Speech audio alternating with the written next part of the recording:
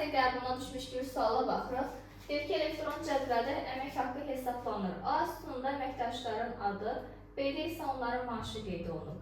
G1 xanasında isə maaşdan sosial sığorta haqqının tutulması üçün 3% yazılmışdır. Deyir ki, biz C1 xanasına hansı düsturu daxil etməliyik ki, C sütunundakı digər xanalara köçürəndə maaşdan sosial sığorta haqqının tutulması avtomatik hesaplansın.